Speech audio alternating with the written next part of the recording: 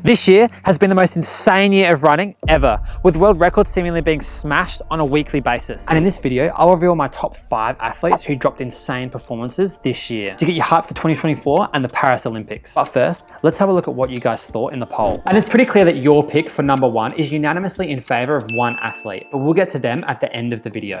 And in 5th place is the only athlete on this list to not bag a world record this year, but I love the performance that he put on, so I'm going to throw him in here anyways. Josh Kerr and his 1500 meter world championship, and what a race this was. Coming into the Budapest World Championships, it was pretty unanimous that Jakob Ingebrigtsen was going to do the double in the 1500 meter and the 5000 meter after such an insane season, which we'll get to a little bit later in the video. It was reported throughout the build-up to this World Championships that Jakob had been sick and apparently had a fever on the day of the 1500 meter final. Man, imagine how terrible you'd be feeling standing on the starting line with a fever in the 1500 meter final. Poor guy. But despite this, Jakob led from the front from the first lap all the way until the last 200 meters for reasons I just can't fathom. Because Jakob usually sits in at the back until the last lap, so this seems quite strange for him. But in this race, it was Josh who sat at the back at the start and moved up into 4th place with a couple of laps to go. And when it came to the last lap, he literally went into lane 2 and just ran around Jakob and out sprinted him to the end. And you can just tell by the look on Josh's face how badly he wanted that win. That's an athlete's mindset right there. What an epic performance from Josh when it really mattered the most. And the best thing about this race is it leaves the 1500 meter at the Olympics completely wide open. Josh Kerr, as well as Jake Whiteman in 2022, have shown that Jakob is vulnerable in the 1500 meter and could be beaten to the line by anyone in the field. And to add fuel to the fire, in a recently released episode of the Sunday podcast, Josh Kerr discussed Jakob as well as that 1500 meter championship race, and it got pretty spicy. People will start realizing that a little bit now, but I don't think he will, because the ego is pretty high on this one. But I do, he was pacemaked in 2021 for his Olympic gold medal by Chariot. Exactly. He doesn't win a lot of non-paced races. I would love for him to be listening to this. There was a question asked to him earlier on in the season, are you worried about the World Championship not having a pacer and all this stuff? And I think his answer was, when the pacer drops out, I'm the pacemaker. And I was like, oh, you have no idea.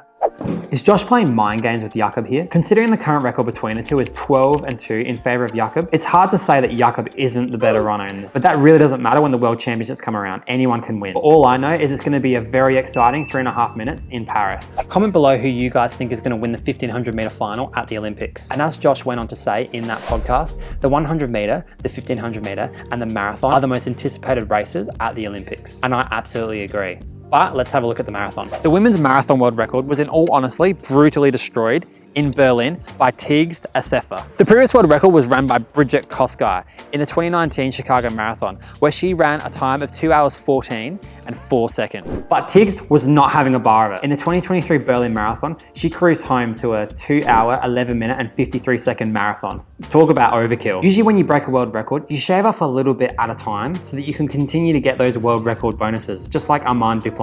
But maybe that's just not her style. But let's have a look at her splits. She averaged 308 per kilometer over the distance and ran a pretty even split, running through the half in 106. And as you can see, she absolutely smashed it between 30 and 40 kilometers to drag herself so far under the current world record. And in this one race, she became the first female ever to run sub 14, sub 13, and sub 12 in the marathon, which is completely ridiculous. Now this sets up a pretty interesting dynamic for future marathons, particularly with the performances of the track star Savan Hassan, where she ran a 2:18 marathon in her debut in London and then followed it up in Chicago for the second fastest female marathon ever with a 2:13.33. And if we overlay the first 5 kilometers, we can see that Safan was actually 40 seconds ahead of Assefa in the first 10 kilometers. But unfortunately, she wasn't able to hold it together and faded during the last 10 kilometers. I'm so psyched for these two to come head to head in a marathon major next year and maybe even the Olympic marathon, so we can finally see who's going to come out on top. And coming in 3rd place, he has to be on this list for how good his season was. Jakob Ingebrigtsen. And while he did lose out in the 1500 meter world championship, he was absolutely dominant in the rest of the season. So let's have a look at these insane stats. 6 1500 meter Diamond League first places and 2 short track indoor 1500 meter first places. He was also the 5K world champion at the Budapest World Championships, and he ran 2 world records in the 2 mile and the 2 kilometer. So this was almost a perfect year of running for Jakob, apart from obviously Josh Kerr. But let's have a look at these world records to see how mental they are. In his 2K world record, he clocked a time of 4 minutes and 43 seconds, which for most people on earth is what they can run 1 kilometer in. And to put it in context, the pace that he's running is 2 minutes and 22 seconds per kilometer, or 3 minutes 49 per mile. I'm not even sure that I could hold that pace for for 400 meters. It's absolutely nuts. And for the 2 mile, he ran it in 7 minutes and 54 seconds, which is an average pace of 2 minutes 27 per kilometer, which is also nuts. But the question that I have after seeing these 2 races is what's next for the guy? One thing that Jakob and his coaching staff have discussed is selection of races and race distances. And it's clear that Jakob's destined to run really fast in the 5 and the 10K, and who knows, maybe even a half marathon in the next couple of years. I think he's capable of running a 5 and a 10K world record pretty soon. And I also think he's probably going to finish up with the 1500 meter,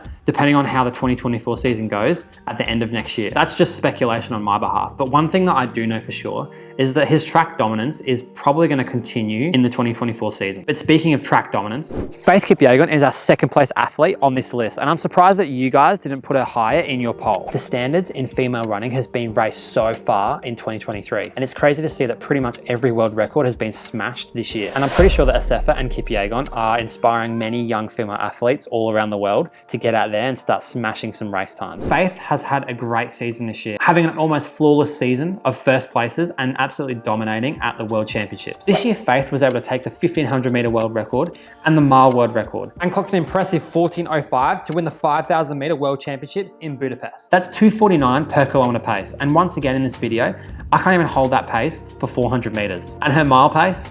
Not a chance. And here's what's crazy, is that at the time, that 5000 meter that she ran was actually the world record. But it was beaten a little bit later in the season by Tigist, who was almost the first woman ever to run sub 14 for the 5K. But still, Faith has had an insane season. But she has the potential to have an even bigger season next year, as she's going for her 3rd 1500 meter gold medal at the Olympics next year. And in a way, I almost feel like she could have won this, but then I rewatched the Chicago Marathon on the weekend. And for first place in 2023, it couldn't have been anyone else. And you guys were absolutely spot on with your voting. Kelvin Kipyegon. Kelvin's Chicago Marathon was absolutely incredible, and he came in with another negative split marathon with a finishing time of 2 hours and 35 seconds.